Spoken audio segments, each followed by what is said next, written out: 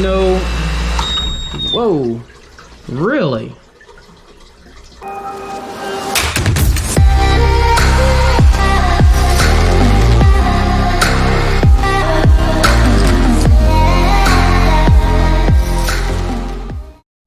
Hey guys, so we're on service call today. I got an Isomatic. I actually got two of them here to work on today. Customer says that technician was out here a while back, or in-house guy, sorry, and he diagnosed a part, and that person is no longer with them, so they don't know what part needed to be replaced. So we're going to check it out. We're going to go through the whole system, and we're going to figure out what's wrong with it. Like I said, it is an Isomatic.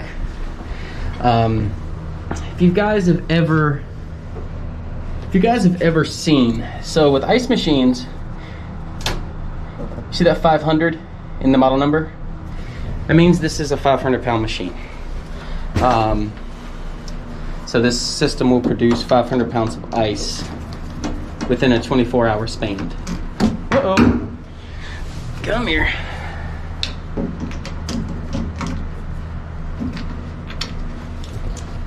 This, I don't like doing this right here.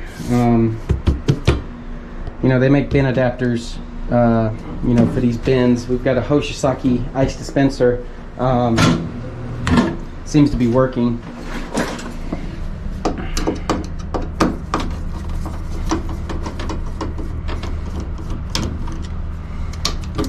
And you guys know what I say. You take a screw out, you put a screw back in. Alright, so this is the machine here. So the machine is actually wow, okay. So your evaporator is actually right there.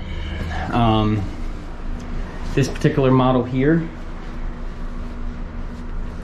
it's just a basic run-of-the-mill ice machine. Nothing fancy. Doesn't have all the control boards and, you know, all that your typical machine, you know, new machine today has. You've got clips right here, and that's your evaporator right there. For you guys who don't know, your wiring diagram is going to be right there. It will help you, okay? Use these wiring diagrams, guys, because at the end of the day, they will help you. You hear that? So this particular machine here, like I said, it's not like any of your newer ones that have, you know, eye sensors, or the old Hoshi, not the old Hoshi, but the old Scotsman units that actually have the eyes that sit on the left and right. This one's actually got that's the bin switch there. It's got a door switch on it. And this thing is filthy. Unfortunately, I don't think they will be, I'll mention it to them, but more than likely they will not allow me to clean it. They do have an in-house maintenance company here that will do stuff like that. So what I'm doing is I'm checking the evaporator, especially when I come up to a system like this. And what I'm looking for is cracks, just like that. Where's it at? See if I can get it to focus. There's a crack back there on the back of the evaporator. What happens is ice starts building up around that crack, and it'll actually go down behind it. And a lot of times too, you can come through here and, you know, do that. And you can, what it is these plates, they start separating from the evaporator themselves. So we're gonna put this back on.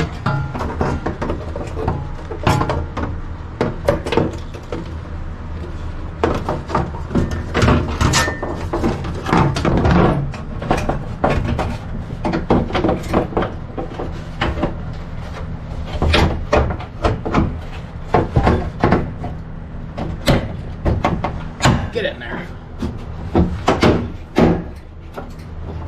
All right.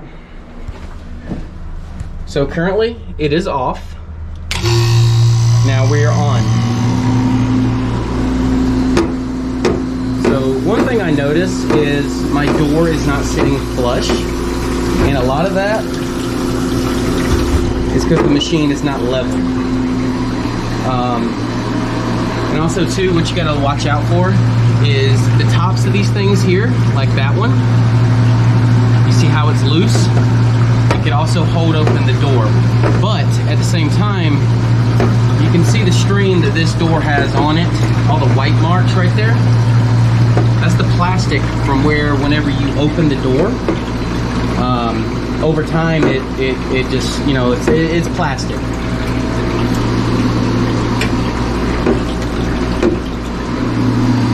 So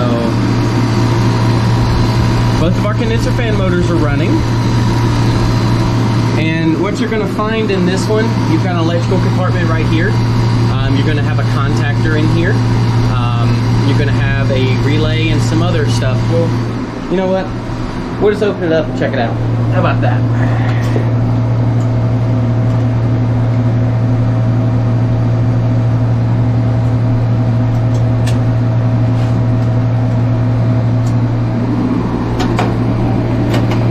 So you do not need to take both screws out. You can if you want to. You just stick that screw in your pocket. Set that up there. So you're gonna have a couple relays, you're gonna have a timer, you're gonna have your contactor right there. So I've got some great heat coming off of this thing, so I know I'm making, it is, yeah, I've got some good heat coming off of it. So what you can do, you can come around here. I do not like how the door is.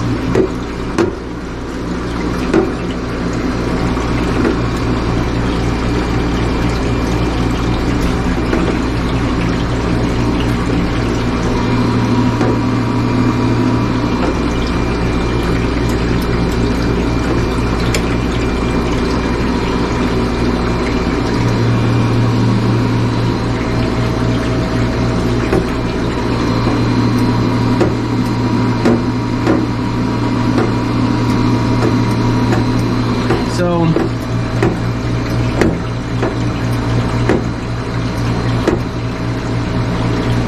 see that? The door like that? The system is going to shut down here in a second and it's going to be reading a bin full.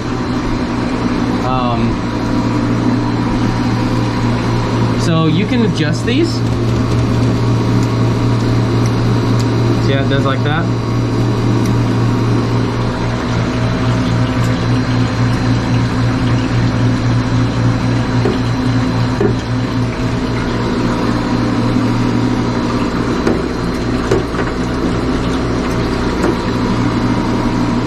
Like I said, you can adjust them. It's a 3/8.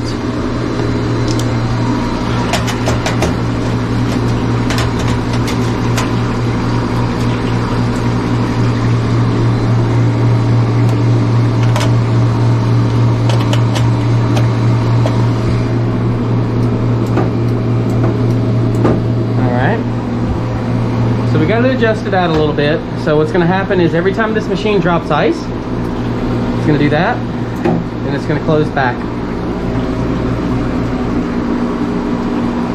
Now they're saying this machine's been down for a little while.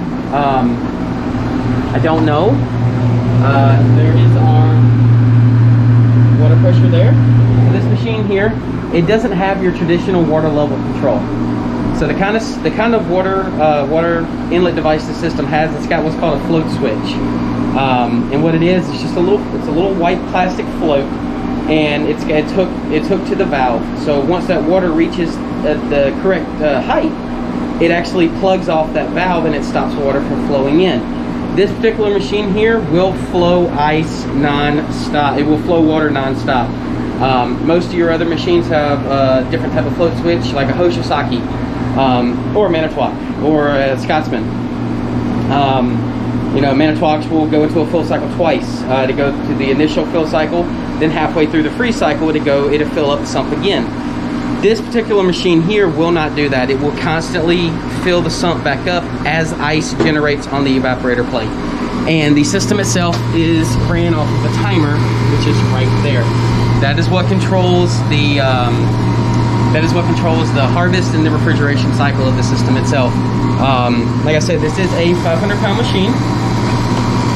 It is an isomatic. It is a 2013 isomatic. You can actually hear that's your dump valve. You can actually hear your inlet water valve kick back on. It just opened back up because that float switch opened back up. So, and what we can do, we can actually stick our hand in here, not holding the door for too long, but just kind of look and see, we've got ice forming. So, I would really like to clean this machine. I will mention it to the manager. I don't think they're gonna let me.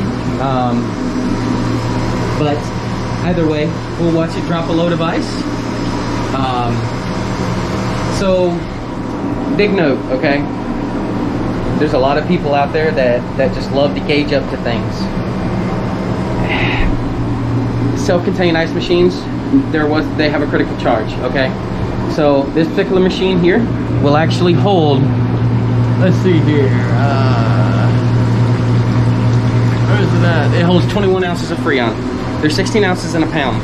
So I gauge up to this thing. My hoses hold an average, you know, let's say 3 to 6 ounces of refrigerant. I've took out a portion of that charge from this ice machine, and now it will be considered low on charge. So if you walk up to an ice machine that is self-contained and is not a remote, if you don't have to, do not gauge up to it, okay? Because, you know, no matter how hard you try, your gauges do take refrigerant with you. I don't care if you have low loss fittings. If you have low loss fittings, you're still locking Freon into your hoses. You know, you can do the whole trick where, you know, I got a close off valve right there on the liquid side. I'll close off that valve right there at the core, and I'll bleed it back through the suction line. Okay, you're still losing Freon. So if you do not have to gauge up to it, don't do it, please. So 7/12/17. I like when people do this because it gives me an insight on what's been done to the equipment. So it says new TXV was installed. So that means at some point the expansion valve failed on this equipment. And this is a, let's see, I think we said it was a 2013 model. So it is an older ice machine. It does seem to be operating as it should. Now, keep in mind too, the system was off for a little while. My compressor does sound good. It doesn't sound like it's clanking around. It doesn't sound horrible. My water pump is operating. I believe it to be, you know, I would like to see a little bit more water flowing. And a lot of that can be chalked up to the fact that the evaporator is dirty. You know, and your water distributor is dirty. So, but like I said, you know, they're probably not going to allow me to clean it right now. They do have an in-house guy. I'm trying to get my flashlight. There we go. I've got to get a flashlight for my GoPro. So you can see your pump back there. Your water fill float is actually back there as well. It actually sits under this right here. You can actually see the inlet water line right there. But it sits under this, and of course your water pump there. And that right there is going to be your harvest assist. What happens is whenever it goes into harvest, that little arm will twist and it'll go around. You see the notches, and it will actually push that sheet of ice off of the evaporator during the harvest cycle and help it and basically assist it. So we're gonna check back in a minute. I'm not gonna sit on the whole video while the whole thing's making ice. This thing can take 15-20 minutes to make ice. Typically the first load of ice is always the longest, or it seems the longest. I don't know why. But we'll check back in as soon as we go into harvest, and we'll be right back. Hey guys, just checking back in. I wanted to speak about something real quick, which is another issue that they're going to be having here. You see anything wrong with that picture?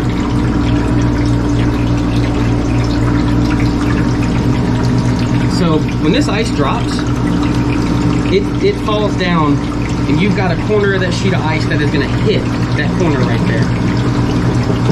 That's a big problem. Like I said, this machine here, it is technically not made for this type of machine. This is a Hoshizaki bin. This is typically made for, you know, say one of the, yeah, this is a 20-inch. So one of the issues they're going to find here, and one of the issues they're going to be battling, is this machine is incorrectly placed onto the equipment itself, to the bin itself. We're going to see, you know, we're going to see what it does. But ultimately that is going to be an issue. It's not something that I can walk away from, because obviously I've got, I've got 3 inches. Oh, sorry. I've got 3 inches of evaporator plate that's sitting above that lip right there. So a lot of times, I guarantee you what's happening is this. You know, even though the door switch was out of adjustment a little bit, when that evaporator, when that ice drops, and that ice does not drop hard enough, what's probably going on is that ice at the corner is holding the door open. And it's basically saying, hey, we got a full bin of ice. We don't need to produce any more ice right now. So that is definitely going to be an issue. We will have to contact them and let them know, look, either we need a new ice bin or we need a new ice machine. So that is that's definitely an issue. So I wanted to just drop back in and show you guys that we are still in production right now. And it should be dropping its first load of ice here shortly. All right, we'll be back. All right, guys, hey, just checking back in. I found another issue too. So when we're installing ice bins and ice machines, it's good rule of thumb not to tie in the drain to the same drain that's on the ice machine itself. And a lot of times what will happen is when this system goes into a harvest, different ice machines have what's called a flush cycle. Manitowocks have them. Cool Airs have them. A lot of them, Scotsmen have them. And what happens is they flush the sump out and they get rid of the old water that was in there, and they actually put fresh water in it. It goes through a fill cycle and it puts fresh water back in it. And a lot of times what happens is you've got high pressure water shooting because the pump comes on and your dump valve opens up and it starts shooting the water out. And a lot of times what will happen is it'll kind of backflow and it'll fill your ice bin up with water. And so it's just not a good idea to have, drain water, backing back into an ice bin. So if you can, guys, whenever we're installing these things, we need to make sure that we do 2 separate drain lines. I know it's more work, but if you think about it, it's better. So we're still producing ice. It should be getting ready to drop here in about 5 minutes. And then we'll check back then. We'll see you shortly. Also too, when you're adjusting these here, you want to make sure, did you hear that click? There's a 1/4 of an inch gap in between the actual sump and the bottom of the door. And the reason why you want to do that is because, if I got it all the way out here and it doesn't engage until there, it'll keep making ice and it'll start flooding into the evaporator. It'll start flooding into the drain. Into the actual bin switch. So, yeah, we're almost there. Got some nice ice. It's forming ice beautifully. Like I said, I really think the issue, it had 2 issues. I think the bin switch was out of calibration a little bit, and I really think that that's a problem right there. Because like I said, I've got 3 inches, 3 inches of my evaporator that's going to make ice on that side, and it's going to fall, and there's no guarantee that it's going to break. Especially as the bin fills up, the less gravity it takes for that ice to break, it's not a guarantee that it's going to fall. Now, yes, it will hold open the evaporator door, and sometimes it'll hold open it'll hold it open for an extended amount of time, and then it goes down. You're not making any ice anymore. This particular system here does not have any kind of safeties on it as far as shutting itself down. This is all purely mechanical. Now, of course, you've got your, you got your pressure controls, which, you do have your pressure controls in here, which just protect it from the system. Like if the condenser fan were to fail, it will shut the system off. it'll hold it out, but it's an automatic reset, so it's going to keep trying to come on, and then cutting off. Yeah, so this system, it's basically a robot. It will literally keep going until it just stops. You know, it will never stop, really. Like I said, it's just got a timer on it, and it's all purely mechanical. So, and this thing here should be getting ready to drop any minute now. So we'll check back in. All right, we're back, guys. So I just noticed this too. You can actually see where somebody tried to install, you know, like a little lip right there. And this is just plexiglass, really, is all that is. And you can see it actually broke. And this is not factored for the equipment here. This is actually hard silicone here. So somebody actually installed this. You know, I've been timing this thing, and I'm not really feeling too confident with this timer. So we've got a full sheet of ice, as you see. And yeah, I'm not really feeling too confident in the timer. You can see right here it says new timer, pressure control, 7/18/2017. So this thing had a new TXV and a new timer and pressure control installed in 2017. So that was 4 years ago. So I'm just gonna watch it for a couple more minutes, and if I can't get that timer to, if I can't get it to drop ice, then we're gonna be looking at a bad timer board. And it's just that little black timer that's on it, and more than likely, I mean, the machine still functions. It still makes ice good. It's just it'd kind of be, you know, it'd kind of be a little, you know, it just wouldn't make sense for me to replace the timer in it, especially if we're dealing with this right here. You know, it's one of those things, you know, do you get a new machine, or do you get a new ice bin, or do you get a whole new setup? You know, but yeah. So I mean, it's still a good machine. These older isomatics, you know, even older Manitowoc's, even older Hoshizakis, you know, they run. They're bulletproof. They really are. You know, especially when they don't have all the electronics in it that the newer systems have. You know, they like clockwork. And you know, when they fail, though, they fail. And typically, a lot of times with these, you know, the customer will walk back here and they'll hear it running, but it won't be making any ice. You know, and they'll, you know, a lot of people are in the state of mind where, you know, you come up to a piece of equipment, or I hear it, and then you think it's working and it's not working. But other than that, yeah. So I'm gonna watch this thing for about another 10 minutes, and if it doesn't drop back in, I know what I need to put on my work order. All right, we'll be back, guys. All right, guys. Unfortunately, we do have a bad timer, so we're gonna be ordering a new timer. Well, we're gonna put in a request, a quote, and I'm gonna have to let the manager know that this setup's not gonna work. So she might want to think about just, you know, either getting the correct ice machine for this bin, or just replacing the whole setup altogether, or getting you know, a bin that can suffice this isomatic. So we're going to head up to floor 5 and check that ice machine, and we'll be right back. All right, guys, we're on floor 5 ice machine now. We're gonna check this one out. This one actually has the correct bin on ice machine on it.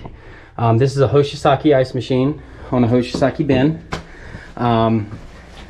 Very common ice machine. This is an older Hoshizaki. I don't have any power. Yeah, nothing's plugged in. So, in order to diagnose, guys, we gotta plug it in, right? Let's plug her in.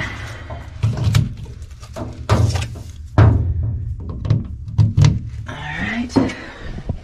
Make sure our water is on. Alright, water is on, 50 psi. Oh wow. Make sure All right, that works. I didn't hear a beep. Let's see if we get a beep now. Yeah, I got a beep. Oh, what is that, guys? Alright. So we've got a leaking inlet water valve. We might be able to just tighten that up. So this is a basic Hoshizaki. This door right here is slide up and out. Sorry about that if that was a little loud. So I'm not seeing one thing that I'm supposed to be seeing in this thing. And unfortunately, that is a bin switch. The system has no bin switch at all. It has been removed. And I don't see it down there. Yeah, no bin switch. This is gonna be, whoa. That is not good.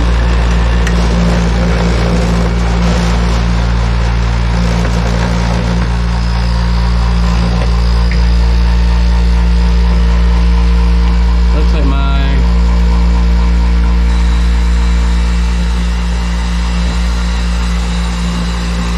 all right, so we don't have a condenser fan motor running right now.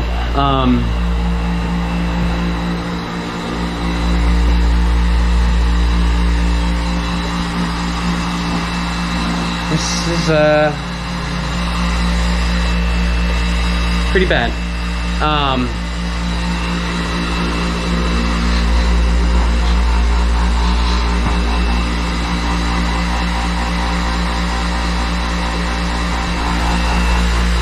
So we could tell this thing right here, the inlet water valve has been, oh, we've also got a, well, no, what's happened is it's dripping down and it's falling onto that. But you can actually see it's been leaking water for years probably. And then we've got a board that is not, there we go. Transformer, our starting components for the compressor. But we still do not have a condenser fan motor. We have no, we've got some heat transfer, but there's no, whoa, really? Really? Okay, is that how we're doing it? All right, so bin switch has been completely jumped out on this machine. We've got a leak. We've got a condenser fan that is not operating, which we'll take this side panel off here, and we will make sure that our pressure control is even calling for it. Unfortunately, I do not have a bin switch for this machine here. I've got the new paddle, which should plug in right there, but I don't think this system's worth it, to be honest with you. This is a, let's see here, it's a 115 volt system. I can't read anything on there. It's all corroded. So we're gonna take a picture and see if we can see what the information is on the data tag.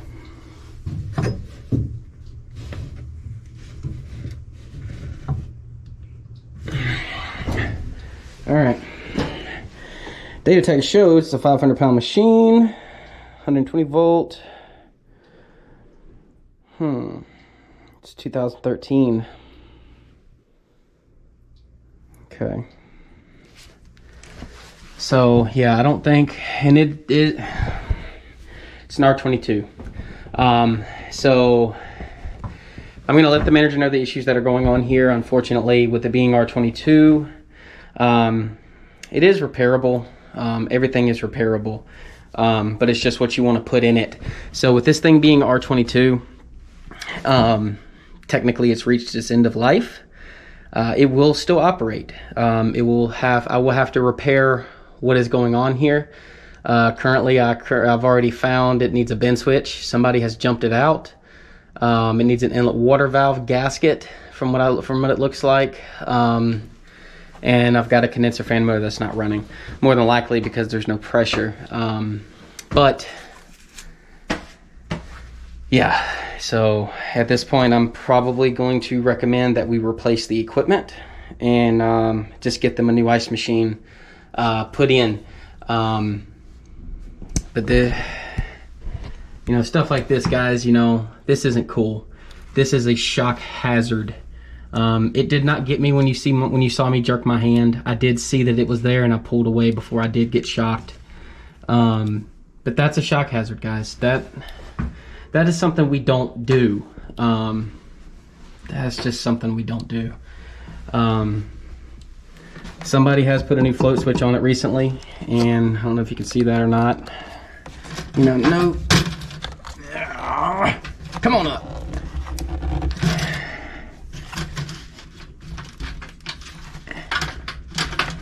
Oh, okay.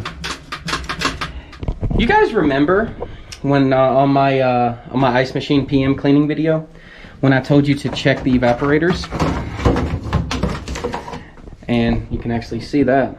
Look at that. You guys are about to see something cool.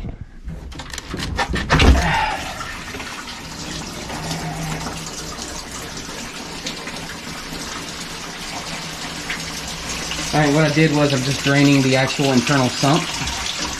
And we're going to kill the water because this system is officially condemned. It is actually not worth repairing at this time. And I'll show you why. No, it's not, because I don't want to fix it. Man,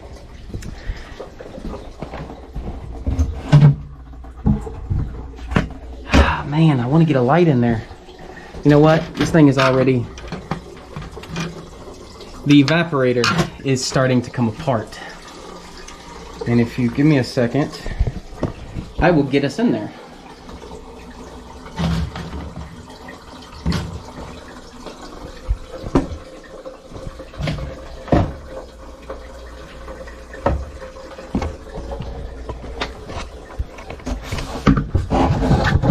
See that? Look at that. Both evaporators are shot. Well, it's one evaporator, but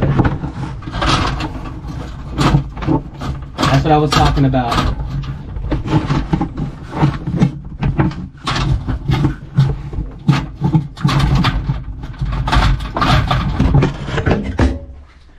That's why it's important to check Hoshizaki ice machine. It is very common for those evaporators to start separating. So at this point, guys, we're going to go ahead and call it. We know exactly what the issues are now. Unfortunately, this machine here is going to be condemned. It is officially now not worth repairing. Before I would have kind of, if you need it, I can get it back online. But this evaporator is going to cost an arm and a leg, and it's R22, so it's going to be a no-go. Guys, I thank you so much for checking in today, and we'll get up with you soon. Bye. All right, guys, we're back downstairs now. So yeah, as you guys saw in the video, we had two ice machines here that were down. I gotta go wash my hands before I leave. I'm actually leaving work early today. I'm heading to North Carolina to see my son. But yeah, as you saw in the video earlier, we had two ice machines that were down. One was an Isomatic, one was a Hoshizaki ice machine. You guys witnessed incorrect installation. That's a big deal.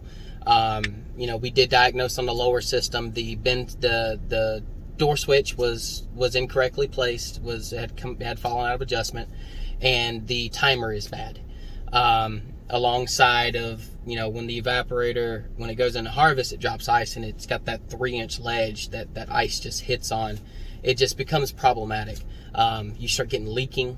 Ice could sit there. It starts leaking out of the side of it. And then you got water on the floor. It just turns into a big mess. Then you have the Hoshizaki on the 5th floor, which was just horrendous. Just purely horrendous. When we start jumping things out like that, that is a perfect example of why it is so important to not jump things out, especially with half-naked wires like that. That could have shocked me. Those switches, it is 120 volt that goes through that bend switch, and it's really an issue. You know, luckily for me, you know, I jumped back quick enough before the wire had hit my hand. Unfortunately, things like that do happen. You know, as a service company, as a service technician, things do happen like that. It is very unfortunate. You know, we've got the evaporator plate, like I did in the other video of the preventive maintenance on the Hoshizaki ice machine. You know, I had said, you know, make sure you check your evaporator plates because they do have a history of coming apart. Now, that is a R22 ice machine. That is an older ice machine. So I would kind of imagine that, you know, with the age on it, the plate has started separating. Well, that one is completely separated. You can actually stick your whole hand in between the plate where the copper runs through and freezes the plate. Excuse me. But yeah, so I hope you guys enjoyed it. I don't know if I'm going to be putting out any videos. I am going to be taking off of work for, I'm leaving today to head to North Carolina to see my son, and I will not be back till next Wednesday, which would be the 29th, I believe. And then, you know, the videos are probably, you know, they'll resume then. But guys, please, it is the holiday season. I want everybody to please stay safe. Please, please, please stay safe. If you're out there driving, please be mindful of other drivers. Practice defensive driving, and just, you know, just get home to your family. Okay, please get home to your families. I love you, and so does Jesus. Have a great day. Bye.